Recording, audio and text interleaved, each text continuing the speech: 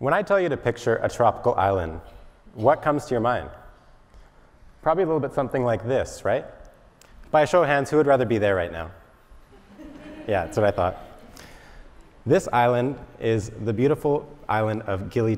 It's in Indonesia. And I had the pleasure of visiting this island last year when I was traveling. And it's just as beautiful as it looks. However, one day I decided to go for a run to see where the locals lived. As I started off towards the other side of the island, I started to smell something pretty terrible. I continued to run, being curious about what it was, and as I got even closer, I saw some smoke coming up from up ahead. When I finally arrived at the site, my impression of this tropical paradise and my life changed forever. This is now what I think of when I picture a tropical island. This landfill was right next to the homes of all the locals in the village. It was the result of primarily the tourists throwing trash out constantly. And they burned it 24/7 because it had reached its limit. They no longer had any space to put all of this trash. So they would burn it. The fumes from the burning of this plastic and other waste would go into the homes of the villagers, affect their lives and their livestock. And this was absolutely horrifying to me. And it got me thinking, how did this happen? I was wondering if this was anywhere else. And as I continued to travel, I saw this again and again in Indonesia, in Vietnam, and in Thailand.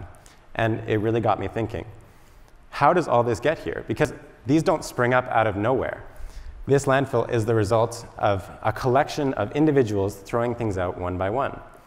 And it's primarily tourists. As tourists, we use the same kind of lifestyle that we're used to. We use our plastic water bottles, our shampoo, our sunscreen, plastic plates and cups.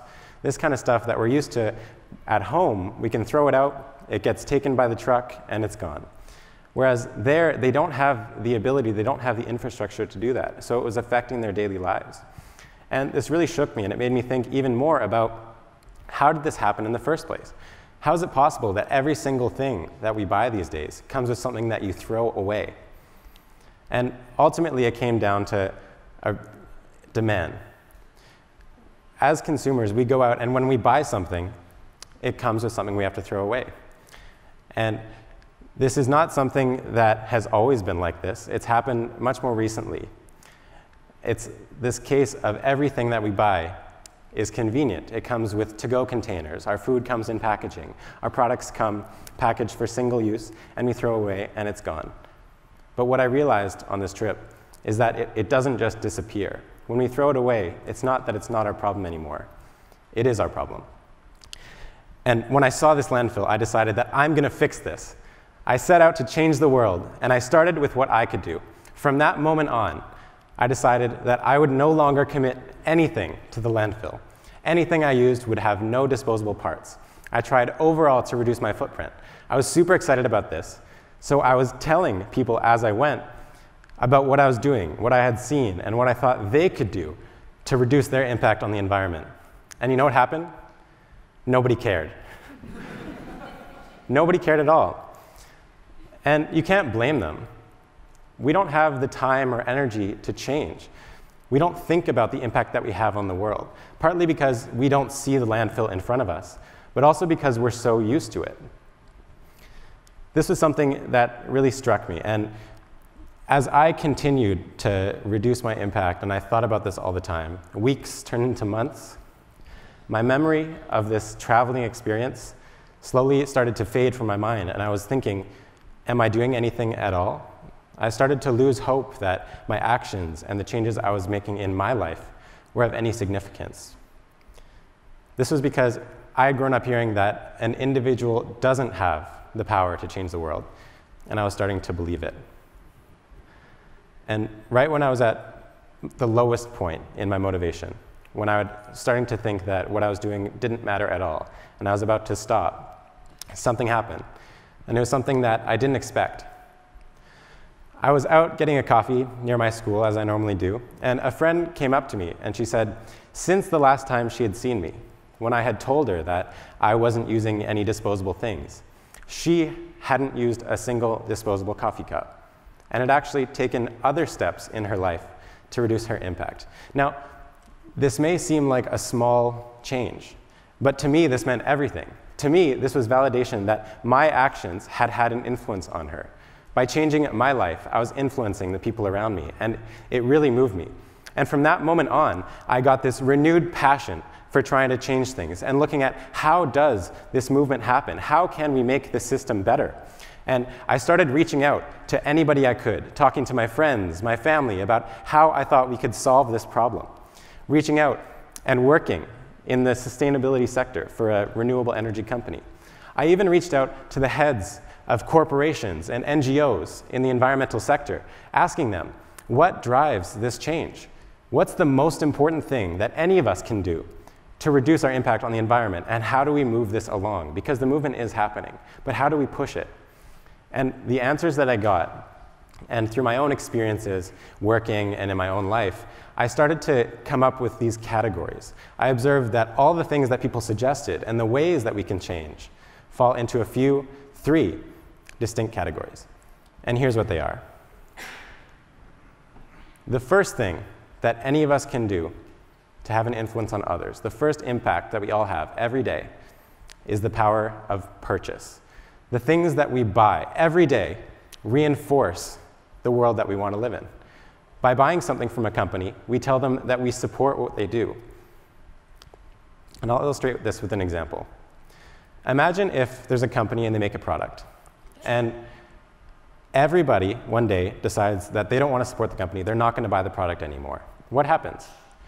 Well, either the company goes out of business because they're not able to sell any of the stuff that they're spending money making, or they change their product so that people want it again and people continue to buy it. Now, this is a bit of an extreme example, but what it shows is that our purchasing or choosing not to buy something do have a big impact on whether those things continue to be a part of the world. A purchase is a vote for the companies and the products that we support, and so we should think about this when we use it. If you don't support a company, it's as simple as not buying from them. Over time, companies notice these changes, and they start to change what they offer, and they start to change what they supply. This is a power that we all have every single day, and I call it the power of purchase. The second power that I observed from my talking to everybody and observing in the world that we all have is where we work. The things that we choose to commit our time and energy to on a daily basis truly affect the world around us. And I'll illustrate this with another example. Imagine all the employees of a single company quit in one day. Everybody leaves. What happens? The company no longer has anybody to do what they do. They're not able to operate. Now, again, this isn't very realistic, but it shows the extreme, what's possible when we decide to work or not to work on a certain thing. On top of that, all the people who worked in that company could now go on and do things that they care about, contribute to organizations that they're passionate about. I believe that everybody has the ability to work with purpose. We all have the capacity to work on something that we care about, to contribute to an organization that we align with the values of. I think this is so important, and it's something that people often don't think about, is what they're contributing their time and energy to. Whether you're the CEO of your own firm, or you're a university graduate looking for your first job in industry, you have the power of purpose. And the third power that we all have, that is the most fundamental, but also often the most powerful, is what we do and what we say. This is what I call the power of person. The things that we say and do on a daily basis inform the world around us. By doing good things, we set the precedent for our friends and family to do the same. We know this because the best leaders lead by example. They know that people are less likely to do what you say than to follow what you do. This is so important and so true, and it's something that people often don't take into account on the issues that they're working for. How are your actions and your words affecting this? Even more observable is the power of what we say. When you talk with someone, you directly influence their perspective. You're able to hear their views and contribute their own and change their mind. By not saying something, you take the risk that it will never be said. But if you ask for something, you might just get it. This is what I call the power of person, what we say and what we do. So these are what I believe to be the three most fundamental and most important powers to make change that we all possess. The power of purchase, the power of purpose, and the power of person. Now, if we take these and look back at the example that I thought of before, the waste problem, how can these powers actually influence this issue and come up with a better solution? Well, it starts when we all exercise our power of purchase. We look at the companies we buy from. We look at the products that we buy. Is this recyclable or compostable, or does it go in the trash? When we decide to buy more sustainable and less wasteful products, what happens is the companies that sell those start to grow because they now have our money and they have our support. And what happens when companies grow? People follow them. People look at what they're doing and they see, wow, that's working, maybe I'll try that. So then it ripples out and more organizations are able to change. And what happens when companies grow and organizations change for purpose? That creates the opportunity for more people to work in those companies. It creates more jobs for people to work with purpose.